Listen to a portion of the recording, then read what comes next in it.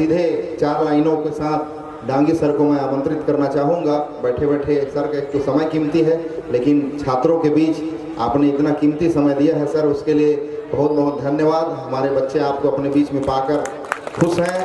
आप सभी जोरदार तालियों से सर का स्वागत करेंगे। सर के लिए 4 लाइन है जो कि उनकी ज़िंदगी को चरितार्थ करती है कि खुदी को कर बुलंद इतना, कि खुदी को कर बुलंद इतना कि हर तकदीर से पहले खुदा बंदे से खुद पूछे कि बता तेरी रजा क्या है, कि बता तेरी रजा क्या है। इन्हीं लाइनों के साथ मैं आदरणीय मुख्य अतिथि डांगी सर को मैं आमंत्रित करता हूं आशीर्वचन के लिए। कवर हो गए, यदि आपने उसको ध्यान से सुना है और केवल सुनना ही नहीं है बल्कि उसको अपने को एनालिसिस करने की जरूरत है। मैं इस अवसर पर बाबा साहब अम्बेडकर जी को नमन करता हूं कि यदि वो नहीं होते तो मैं भी नहीं होता। यदि बाबा साहब का संविधान नहीं होता तो मैं आज गांव में भेड़ बकरी चरा रहा होता, क्योंकि मेरे पिताजी भेड़ें चराते थे।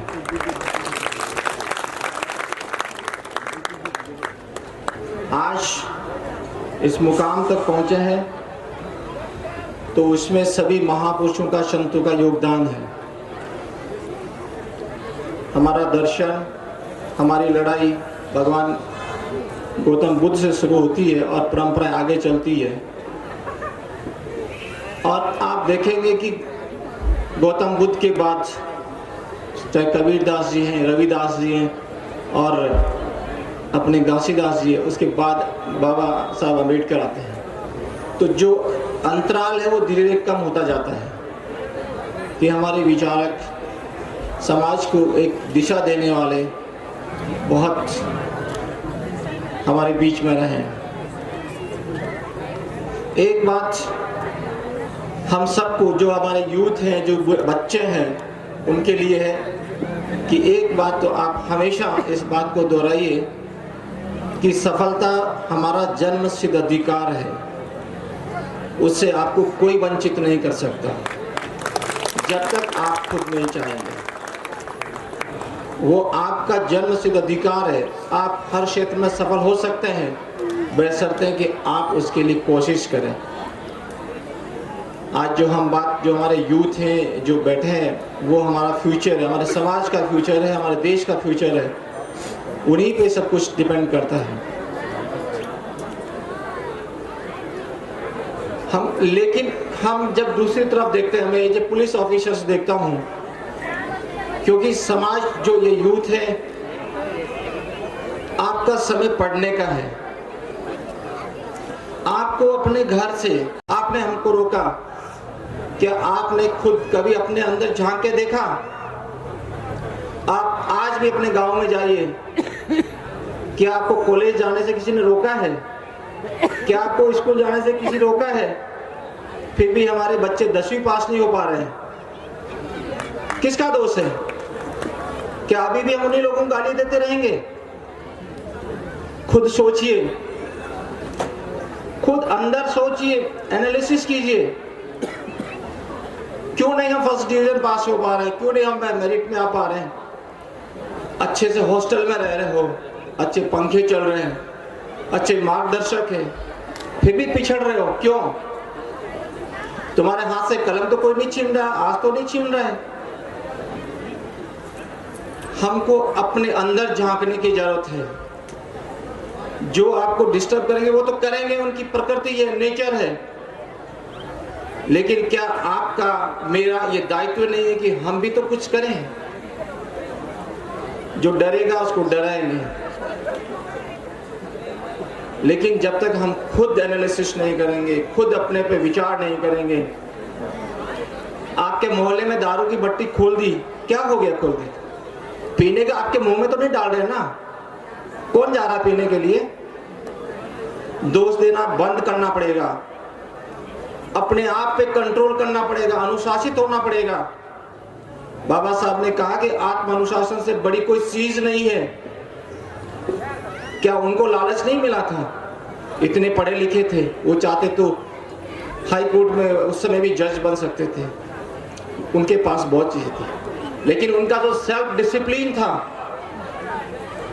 नहीं पूरे समाज के लिए, उनका जो इतना बड़ा जो तबका था समाज का, उसके लिए आराम से हम क्यों ललचा जाते हैं थोड़े से लालच के लिए?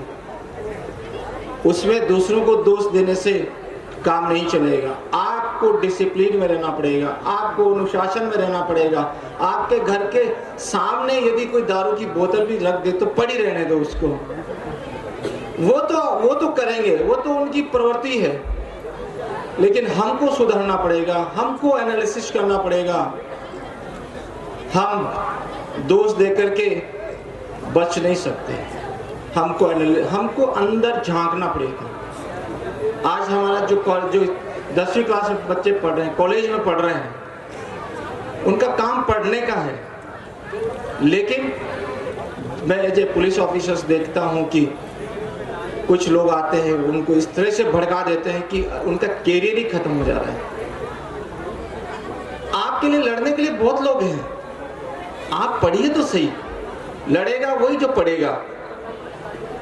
जैसा प्रोफेसर साहब ने बोला कि ये बंदूक की लड़ाई नहीं है, लाठी की लड़ाई नहीं है, ये बुद्धि की लड़ाई है, कलम की लड़ाई है। आप बुद्धि और कलम तब चलाओगे जब किताबें पढ़ोगे, और किताबें अब तब पढ़ोगे जब आप सड़क पे नहीं घूमोगे, कमरे में बैठे रहोगे, क्लास अटेंड करोगे, तब पढ़ोगे। केवल नारे लगाने से और झुंड बना करके जा करके गुंडागर्दी करने से नहीं बन सकते। आपको ये सोचना पड़ेगा, आपके ऊपर जिम्मेदारी है। ये जो व्हाट्सएप का जमाना, फेसबुक का जमाना है, उसमें आपको बड़ी बड़ी खबर ऐसी मिलती है कि आप अपना दिमाग नहीं लगाते। जो चीज आपको बुरी लगती है वो दूसरों को भी बुरी लगती है। आपके भगवान को गाली देंगे तो आपको बुरा लगता है, तो उनके भगवान को गाली दोगे तो वो उनको भी बुरा लगेगा। आपके सामने इतने महापुरुष हैं, इनको पढ़िए, इनके विचारों को पढ़िए। हम आलोचना करने की बजाय हमारे पास किसी धर्म ग्रंथ से क्या मतलब है? आपके पास इतने ग्रंथ उपलब्ध है, इतने महापुरुषों के प्रवचन उपलब्ध है, इतने एफआईआर हो जाए, आपका कैरियर बर्बाद हो जाए। आपको पेशेंस की जरूरत है। आपको उनको जवाब आपके कलम से देना होगा। आप उसको जवाब देने के लिए इंतजार कर लीजिए। आज ही उनका हिसाब चुकता मत कीजिए। आज तो कम से कम आप जो है जिस लक्ष्य को लेकर चले हैं, जिस सपने को लेकर के आपके माता पिता ने आपको यहाँ भेजा है, उसको ध्यान में रखिए। हम यहाँ हॉस्टल में रह रहे हैं, आज हमारे दोस्त की पार्टी है, चलो आज मेरिट में चलते हैं, आज चलो आज फलाने होटल्स में, सेंट्रल पॉइंट में चलते हैं। क्या कभी सोचा कि जो 2000 रुपए का नोट खर्च कर रहे हैं उसके ऊपर आपके माता पिता कितने पसीने की बूंदे हैं? आपके पिताजी ने, माताजी ने जो रोपा लगाते समय कितना पसीना बहाया, तब 2000 रुपए का नोट आया था? कभी नहीं सोचा, तुरंत खर्च कर देंगे। पैसा खर्च करते समय देखिए, वो कोई ये नहीं कि उनके घर में बैंक ला के दे दिया। कितने लोगों के ताने सुने होंगे, किसी की नौकरी किया होगा, कितनी गाली दिया होगा, किसी के बर्तन साफ किए होंगे, तब 2000 रुपए का 500 का नोट मिला होगा, और आप यहाँ आकर के गुलछरे उड़ाएंगे। सोचना पड़ेगा। आपकी ड्यूटी है, आपकी संगति ऐसी चुनी है। आप जो यहाँ ग्रुप में रह रहे हैं वो ऐसे लोगों के चुनिए जिसके विचार आपके जैसे हैं। यदि आपको आकाश में उड़ना है तो बाज के साथ रहना पड़ेगा। आप मुर्गियों के साथ रह करके नहीं उड़ सकते, आपको बाज के साथ ही रहना पड़ेगा। आपको ऐसे लोगों के साथ रहना पड़ेगा जिसका आइडियोलॉजी आपको विचार करती है, आपको सपोर्ट करती है, जो आपके विचारधारा को मेल खाती है, आपके लक्ष्य के साथ मेल खाती है। उन लोगों को चुनिए, नहीं तो दूसरे तो चाहेंगे आपकी टांग खींच करके कि आगे नहीं चला जाए। ये आपको सोचने की जरूरत है। जो पेरेंट्स है उनको मैं कहना चाहूंगा, आप बच्चों को सपने दिखाएं, जैसे प्रोफेसर साहब बता रहे, सपने दिखाइए। आप उनको यह मत कीजिए कि तुम नालायक हो, कुछ नहीं कर सकते। क्यों नहीं करेंगे? हर बच्चा अपने पेरेंट्स से हमेशा अच्छा करता है। आप इतिहास उठाकर देख लीजिए, हर आने वाली जनरेशन हमसे अच्छा करती है। यदि आज मैं हूं तो मुझे पक्का विश्वास है कि मेरे बच्चे मेरे से अच्छा करेंगे, आपके बच्चे आपसे अच्छा। विश्वास तो कीजिए उनके ऊपर, आप विश्वास ही नहीं कर रहे। आप फूल को खिलने से पहले उसकी कली भी उसको मार दे रहे हैं, सपना दिखा नहीं रहे हैं उसको। सपने दिखाने पड़ेंगे, हौसला बढ़ाना पड़ेगा। चाहे हमारे टीचर हैं, उनको भी क्लास में बच्चों को मोटिवेट करना पड़ेगा, हाँ तुम कर सकते हो। जैसे नेल्सन मंडेला के बारे में मैंने पढ़ा था कि उनकी फादर ने बोला कि तुम इस दुनिया में राज करने के लिए आए हो, कितना संघर्ष किया लेकिन एक दिन तो सफल हुए। हम भी अपने बच्चों को बोले तुम बन सकते हो, तुम ही कर सकते हो, तुम ही करोगे। उनको सपना दिखाना पड़ेगा, उनकी हिम्मत की दाद देनी पड़ेगी। साथ ही पूरी सोसाइटी की जिम्मेदारी है। जैसे प्रोफेसर साहब बोल रहे थे, यदि गायकवाड़ साहब नहीं होते तो अम्बेडकर साहब नहीं होते। सही है। आज मैं कह रहा हूं कि हर घर में एक अम्बेडकर साहब हो सकते हैं, बेशर्त कि पूरी सोसाइटी संगठित होकर के सहयोग करे। हम एक दूसरे की सहयोग करें, एक दूसरे को आगे बढ़ाएं। हम केवल टांग खिंचाई करेंगे तो नहीं होगा। हम सबको एक संगठित रूप होकर के जो आर्थिक रूप से कमजोर है लेकिन जिसके अंदर दिमाग है, वो कुछ कर सकता है, तो हम उसको सहयोग करें, यूनाइट होकर सहयोग करें। एक एक करके 11 होते हैं, तो वो चीज़ अपने को करने की जरूरत है। हमको जो महापुरुष है उनको उनके सिद्धांतों को अपनाने की जरूरत है। हम बात तो बड़ी बड़ी कर रहे हैं, हम बाबा साहब को चाहे घासीदास जी को बोलते हैं, हमको गर्व होता है मन के एक समान। जिस मोहल्ले में रहते हो, आपका भाई रहता है, आपका भतीजा रहता है, बच्चा रहता है, उसको देख जैसा समझ ही नहीं रहे, उसके साथ तो उठ बैठ नहीं रहे। आपका भाई आपका मोहल्ले में रहता है, उसको तो उससे तो आप बिल्कुल एक तरह से किनारा काट लिए। मैं तो सतनामी हूँ, बड़ा हूँ, ये महार है, ये गांडा है, इसको साथ क्यों बैठा हूँ? जो एससी के लोग हैं वो उसमें जातिवाद है और हम दूसरों की जातिवाद की बात कर रहे हैं। हमको इंट्रोस्पेक्शन करने की जरूरत है। दूसरों पे अंगुली उठाने से पहले हमको अपने तरफ भी देखने की जरूरत है। क्या हम अपने जो भाई हैं, परिवार के लोग हैं, उनको कितना मदद कर रहे हैं, उनका कितना हौसला बढ़ा रहे हैं। हम दूसरी जात के जो एससी में जो दूसरी जात है उसके साथ कितना भेदभाव कर रहे हैं। वो तो स्वीपर है, नहीं मैं तो जिम्मेदारी हूँ, ये इधर नहीं आ सकता। हमको सोचना है, जब हम खुद ही एक संगठित नहीं है, जब हमारे अंदर जात पात है, तो हम दूसरे को क्यों दोष दे रहे हैं? जो गुरु घासीदास बाबा का जो आंदोलन था, वो सांस्कृतिक आंदोलन था, आर्थिक आंदोलन था, माल गुजारी का समय था, मराठों का शासन था इधर। जब आपका आर्थिक शोषण हो रहा था, उनकी ये चाहे वो एग्रीकल्चर कृषि की बात, जैसे उन्होंने बोला कि आप जो खेती बाड़ी है उसमें थोड़ा सा एक मिक्स खेती की बात करें और जो है मिलकर के काम करें। उनका एक ये भी था कि जो अपनी जमीन है उसको कैसे बचाए। हालांकि उस समय जो पूरी जमीनें थी वो सामंतों की थी, जमींदारों की थी, लेकिन उनका मूवमेंट था कि जमीनों पे कब्जा करो, जमीन आपके हाथ में होना चाहिए। लेकिन आज हमारे लोग शहर के 20 जमीनों में बेच दो, खेती की जमीन बेच दो। आप अपने मदर फादर को समझाइए कि जमीन बेचने की चीज नहीं है, जमीन को बचाने की चीज है। आज आप मेन जो शहर की जमीनें बेच करके आप गांव के अंदर जाके थोड़ी सी जमीन खरीद नहीं। आपको ये इकोनॉमिक की जो सेंस है वो समझने की जरूरत है।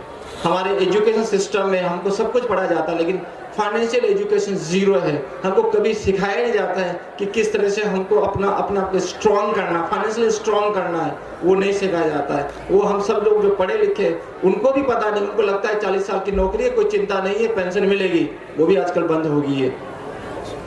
तो वो हमको जब तक फाइनेंशियल हमारा एजुकेशन नहीं होगा, हम एक दूसरे को जो चीजें सिखाएंगे नहीं तो नहीं हो सकता।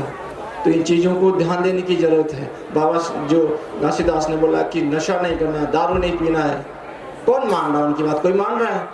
कोई तो नहीं मान रहा है। लड़ाई नहीं करना है, हो रही है। पुलिस में कितने केसेस आ रहे हैं मैं जानता हूँ। मानिए जैसे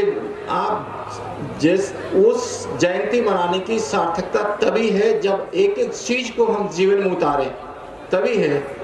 नहीं तो केवल इकट्ठे होकर के जुलूस निकालने से या रैली करने से, सभा करने से कुछ नहीं होने वाला। यदि परिवर्तन चाहते हैं, कुछ करना चाहते हैं, तो अपने आप को बदलिए। अपने आप से सवाल पूछिए कि क्या मैं जो बाबा साहब के, चाहे अम्बेडकर साहब के हो, चाहे गुरु घासीदास जी के जो सिद्धांत है, क्या उसमें खरा उतर रहा हूँ? आज ही आप यहाँ बैठे हाथ खड़े कर दिए स्टूडेंट्स के, आज के बाद मैं कोई शराब पीऊंगा, न मैं नशा करूंगा, सब कुछ ठीक हो जाएगा। लेकिन जब उठेंगे, दूसरे दिन जाएंगे, पार्टी बना लेंगे। समझिए, बस मैं इतना ही कहना चाहूँगा। और सभी बच्चों के फ्यूचर के लिए मैं उन्हें शुभकामनाएं देता हूँ कि वो आगे बढ़े, पे बैक टू सोसाइटी, समाज को कुछ दे, और आप जो सीखें उसकी सार्थकता होनी चाहिए। आपकी जो शिक्षा उसमें मॉरलिटी होना चाहिए। नहीं तो आप एक पढ़ा लिखा इंसान, यदि वो मॉरलिटी नहीं है तो सबसे बड़ा खतरनाक होता है। उसमें हमको समाज के लिए जो हमारा दायित्व है, मैं यहाँ खड़ा हूँ इस समाज में पैदा होने के कारण से खड़ा हूँ, मेरा दायित्व है कि मैं इस समाज को आगे बढ़ाऊँ। वैसे हर व्यक्ति का दायित्व है। Thank you.